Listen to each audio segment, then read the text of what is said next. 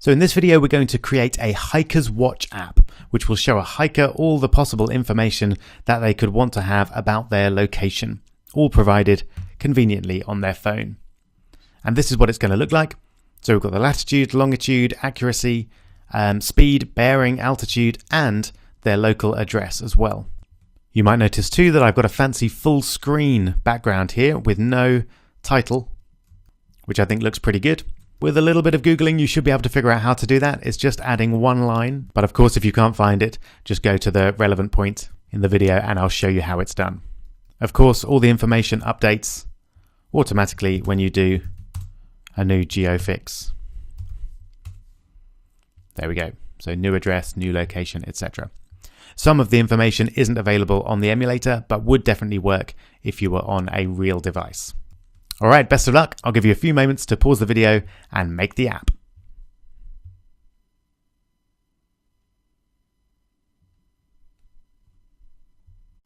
Okay, I hope you managed that. Here we go.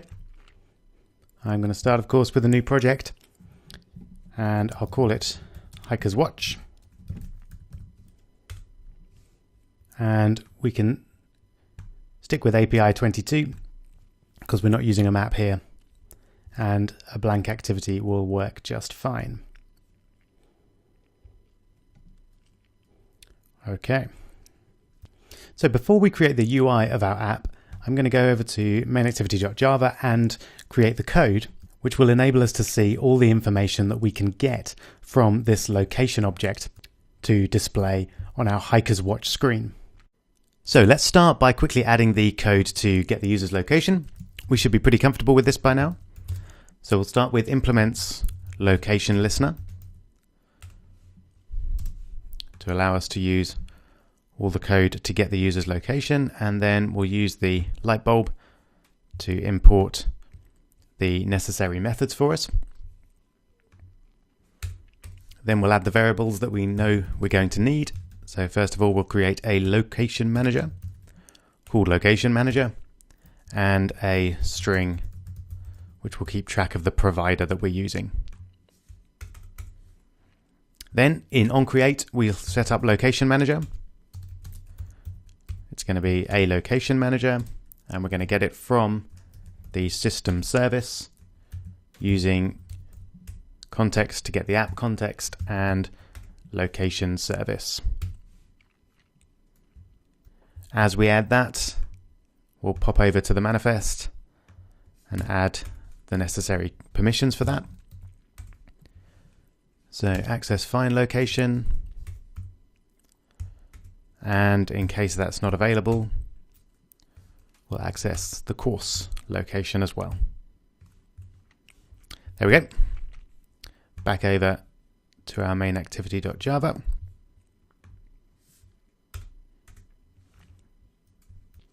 Then we'll create our provider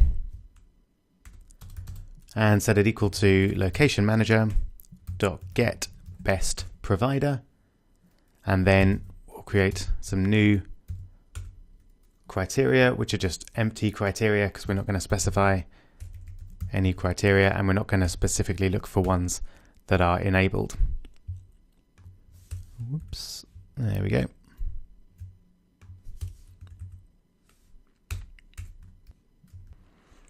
Okay, now we're just going to add our code here to get the latitude and longitude for now. So location.getLatitude, and all these other ones are the other bits of information that we're going to get later on to display on our app. And the longitude is location.getLongitude. Oh, I think I've used the wrong type there actually. I think they should be doubles. We could use floats, but double is the type that these are returned in by default, so we might as well use that. And then as before, I'll just give the latitude.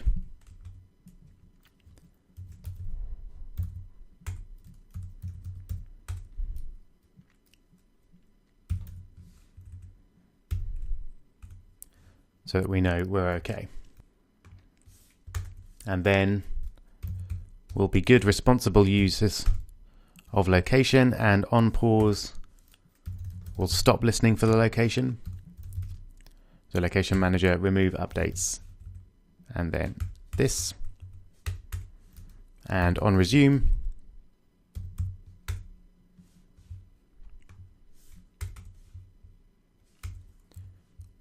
we'll set them up again. So location manager dot request location updates using the provider, and then same settings as before. So every 400 milliseconds, every 1 meter, and this is our context. All right. Let's now check that.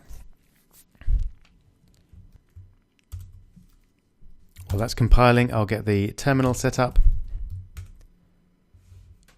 ready to telnet into the simulator. And here we go. So my app is running. You can see I've got 5554 again as my number. So telnet local host 5554, and I'm in. And then geofix 85. There we go, latitude 5.0. Wonderful. So we're all connected up and we're getting the user's location. So let's have a look and see what other information we can get from the location object. So if we go for location dot and then get, I don't think we need to put the accuracy there, but of course you can add it if you like. But altitude I know is something that's of interest. So let's add that one.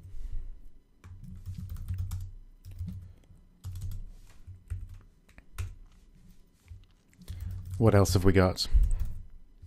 Bearing, definitely useful.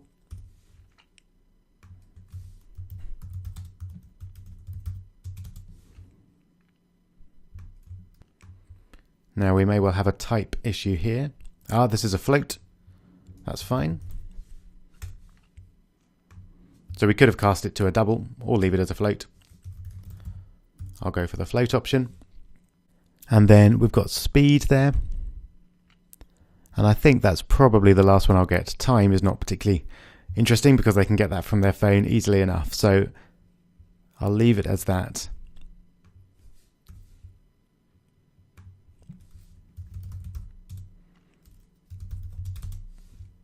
We'll see what type that is. It's a float again. And actually, having said what I said about accuracy, that could actually be quite useful. So let's actually put that in after all.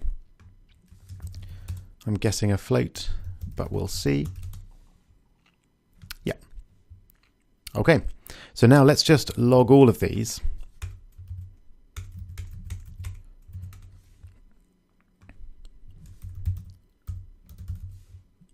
Just to make sure that they are returning a value.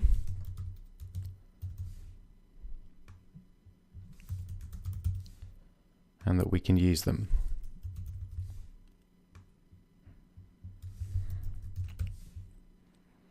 Okay, so we've got lat, lung, altitude,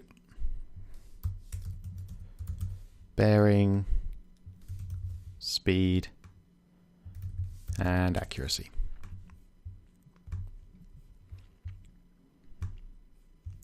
Okay, let's take a look at that.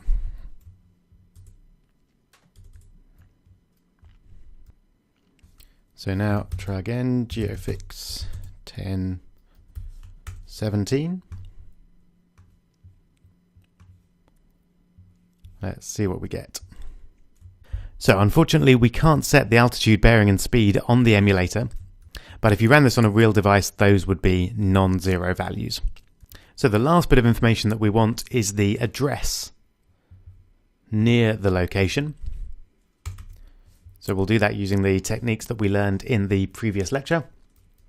And that is starting off by setting up a geocoder, which we'll call geocoder, which is going to be a new geocoder using the application context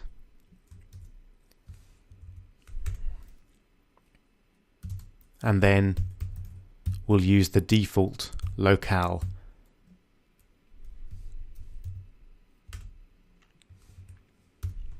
There we go.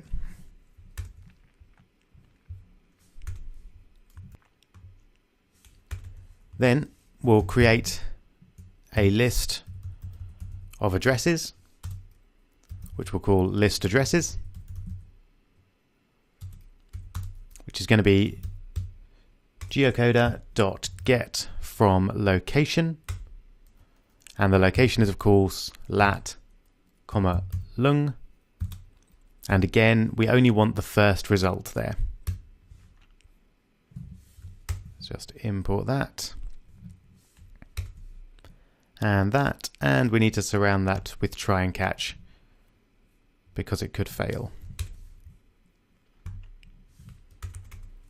Okay, then we'll just do a check to see if list addresses is not null and list addresses dot size is greater than 0, i.e. we have a result. Then we'll log place info dot list addresses dot get the first one and convert it to a string. And just before we run that, we'll need to add the internet permission in the manifest.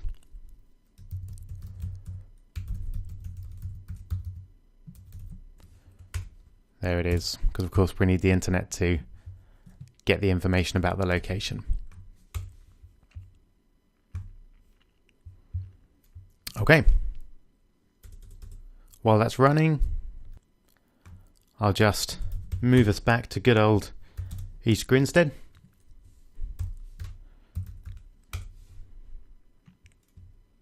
Whoops, geofix 051.12, and then let's have a look, see what we've got. Yep, so we've got our address there and all our information about the location. Fantastic. So now it's over to our user interface. And as I mentioned at the beginning, we're going to have a full screen app this time, just to make it look a little bit prettier, as it's not the most interesting app. I hope you managed to figure out how to do that with a Google search.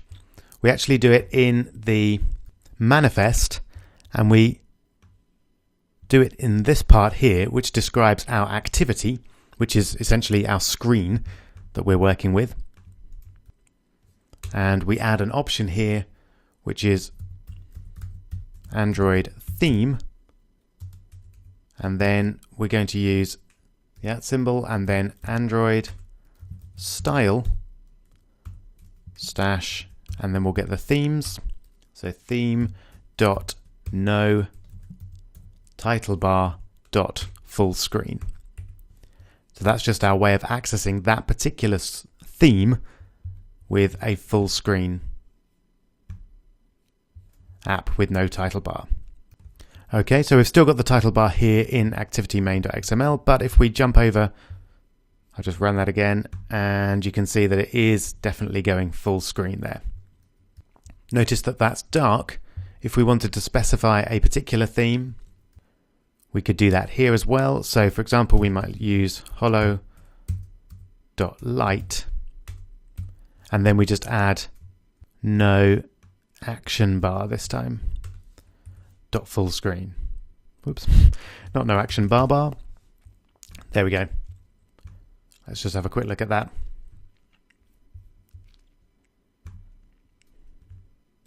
There we go. So now we've got the lighter theme that we're more used to, and to be honest, that I prefer. Okay, so now time to bring our image in. So I'm going to use this nice rugged mountainous image from unsplash.com. So I'm going to save it as usual on the desktop. I'll just call it background. And this time I'll remember to resize it before I import it. So again on a Mac, it's very easy. Just open it up in Preview and then Tools, Adjust Size, and we'll go for a width of maybe 600 pixels, which takes it down substantially. And then I'll save that.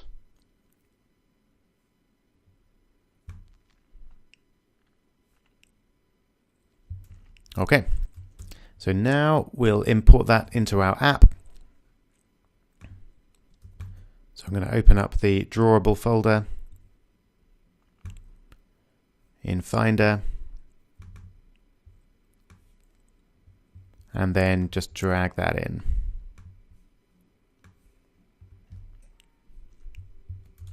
There we go. And just to check, yep, there it is. Okay, so now we've got our image. Let's make it a nice full screen background. So get rid of our text view and bring in an image view. And we definitely want this to be full screen. So fill parent for both of those. And then let's set the src, the source, to our background. There we go. Let's mess around with the scale type a little.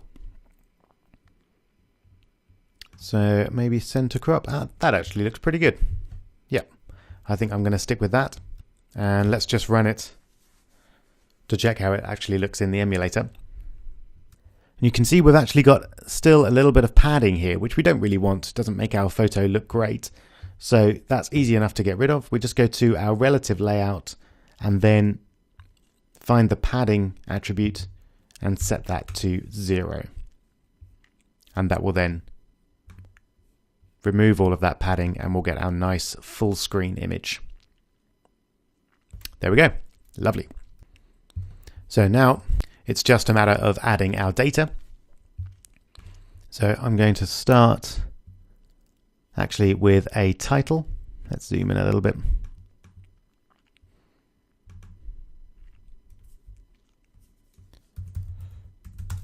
So I'll just call it Hiker's Watch.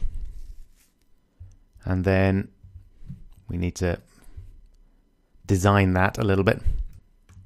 So let's try 20 SP. A little larger, 30 SP. And I want the text a bit darker, I think.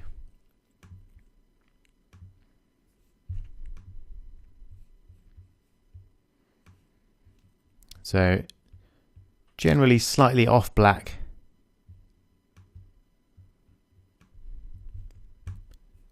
It's usually a little more attractive than a full black. And then I'm going to add in a top margin of, let's try 10 dps just to move that down a little bit. Great. Okay, so now to add the first bit of information, and we'll start with the latitude, I think. So let's bring that in. We want it centered below Hiker's Watch. And then again, we'll add a top margin of 10 dps. I'll make it a little bit bigger, not quite as big as the title, but let's try 20 SP. Great. And then we'll set the color again to a slightly off black. Okay, and just to see how it's going to look, we'll set the initial latitude to, I don't know, 32.7, and we'll set the ID there as well.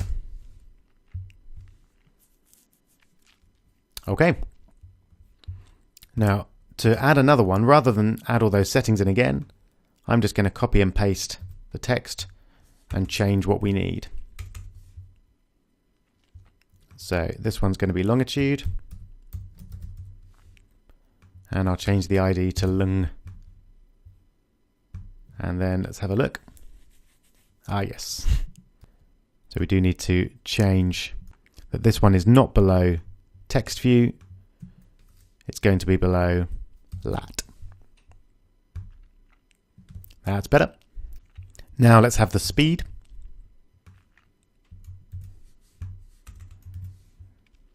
So same as before, this one's below lung.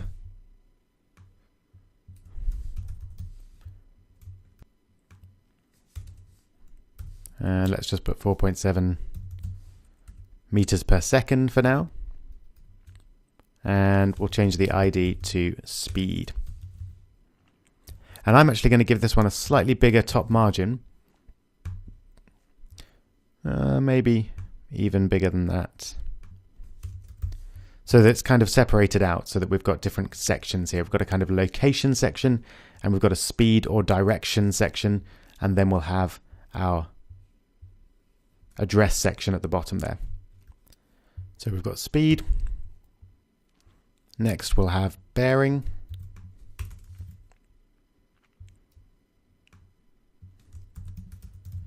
So bearing something like 086. Give an ID of bearing, and it's below speed. And it has a margin top of 10. Lovely. I've just forgotten what the next one was. So bearing, speed, and accuracy. So actually that would do with going up here, which is not a problem. So let's put it under longitude. So just copy that one down. So margin top of 10. An ID of accuracy.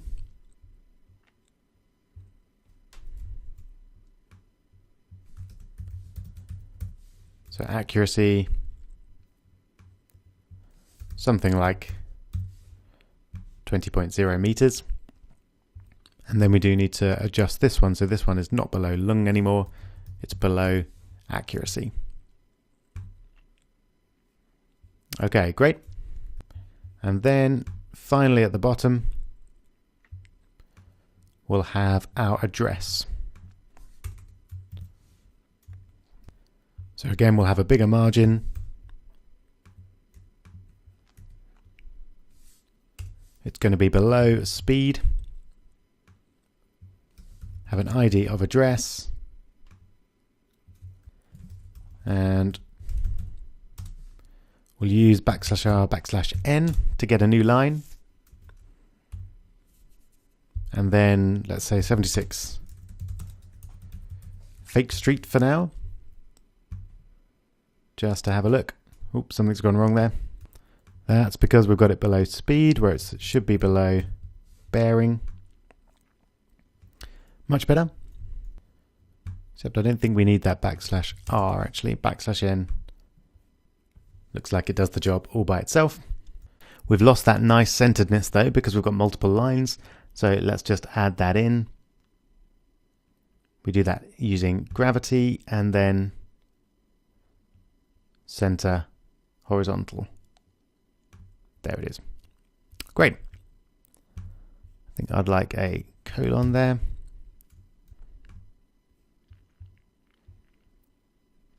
Excellent. I'm very happy with that. You might want to play around a little bit with the colors of this lower bit there. It's not that easy to see in front of the mountain, but I'm not going to worry too much about that here. Okay, let's just have a quick look on the emulator and make sure that all looks the same. And then it's just a matter of updating our text views with the correct values. There we go, lovely. I think I might move that initial Hiker's Watch at the top down a touch.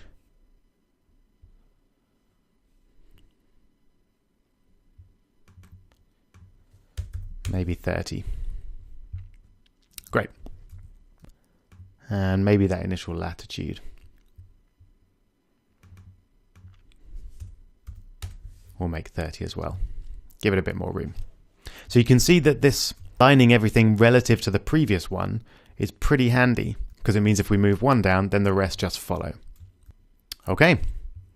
So now this last bit, compared to all of that, should be fairly straightforward. We're going to need to create variables for all our text views. So we'll start with lat.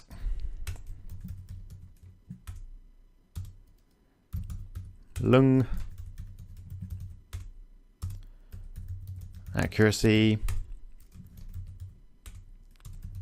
Speed. Bearing. And after all that, I think I may have forgotten altitude. Yes, we definitely want altitude on there. So let's just add that one in quickly. I'll put it underneath bearing in its own little section.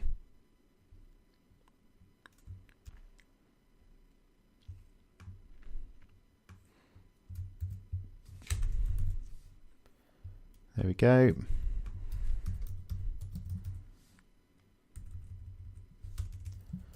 So 15 meters. Altitude is below bearing. And then we want the address, instead of being below bearing, to be below altitude. Margin top of 20. Let's have a quick look. Great. Okay. Where were we? Text view altitude. And then address. Okay, and then in onCreate we'll add all of those. So lat is going to be a text view, and we're going to get it. Whoops, we're going to find it by its ID, r.id.lat. Then I'm just going to copy that, because we'll need the same thing several times.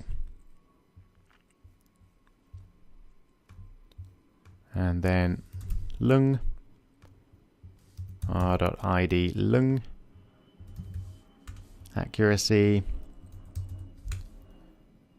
accuracy, speed, speed, bearing, bearing, altitude, altitude, and finally address, address. Okay, so now on location changed, we're going to want to update all of those. So let's do that down here. We have a slight problem there. I've used the same variable names for the text views as I have for the numbers. Not a problem. We'll just add in TV to each of these so that they've got text view as part of their name.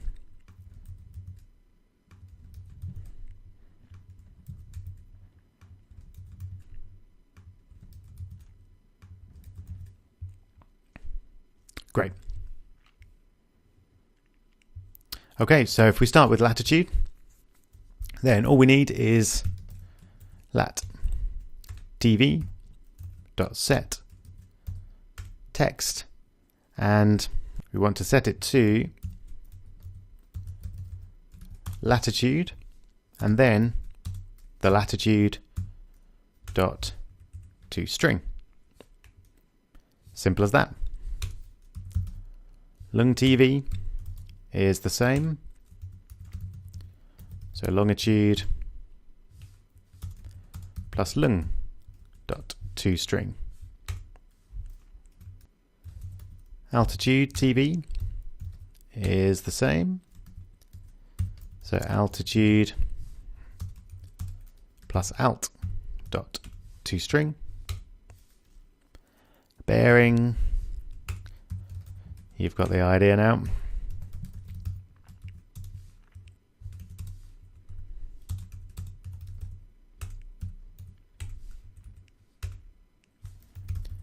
speed,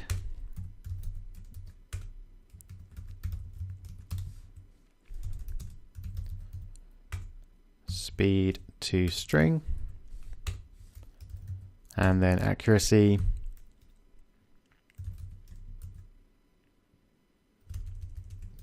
tv.setText,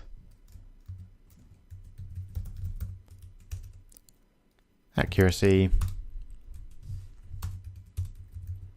and then accuracy to string. Now some of these have some units, like accuracy is in meters, speed is in meters per second, bearing doesn't generally have units, altitude is in meters. I suppose you could put degrees here if you wanted, but I'm just going to leave it as is, and longitude and latitude we'll leave as well. Okay, so let's just check that before we do our address. So GeoVix 0 and 51.2. There we go. So everything's updating nicely, apart from, of course, the address. So we'll do that now, but just before, I'm going to set it so that we don't have to get a location update before we get some values. So as we've done before, we'll set a location variable equal to the location manager dot get last known location using the provider, and then we'll call on location changed with that location, and that will then update it right at the start without me having to manually change the location each time. Okay, so all that remains now is to get the information out of the address variable, and there's quite a neat way to do that. If you may have found that using a bit of Googling, you may have Googled, for example, Android geocoder how to get address lines, and you would have found something like this. So first of all, notice that this is essentially an array with 3 parts, 0, 1, and 2. We don't know necessarily how many parts that will be. So what we can do is create a loop which will loop through all of them. We'll start by setting I to 0, and then we'll keep on going as long as I is less than, and then we'll get our first address again. And then from there we'll get max address line index. So that will give us the essentially the size of the array with the address lines in it, which is just what we want. And then we'll increment I each time. And then to actually get the address line, we use listaddresses.get 0 and then get address line. There it is, and we want the ith line each time. So I think we'll need an address holder. So we'll have a string address holder, and then we'll append that each time. And that's an interesting little error there. This address holder variable has not been initialized, and we can't append to it until it's been initialized. So the easiest way to initialize it is just set it to an empty string. Okay, and then finally, we just set the address text view to have a text of, and then we want the first bit to remain the same. So address \n and then the address holder. And that's it. So now, with any luck, on the very first run, we should get a correct address as well as correct information on all the other labels. There we go. Just a couple of quick things. First of all, I've forgotten to put the line break in. So we definitely want to add the line break after each of these. So we can just add that in there, like that. And I think actually you'll notice that we're missing the UK there, which is the final part of the string there. And that I think is because rather than this being like size, that shows you the number of items in the address list, it actually does what it says and gives you the maximum line index. So we actually want to have less than or equal to there, so that it goes all the way up to the final index, which in our case is 2. So now we should have a nice line breaks, and we've got UK at the bottom there. Brilliant. So definitely this could do with a little bit of tweaking in terms of colors, and possibly even making address, for example, bold.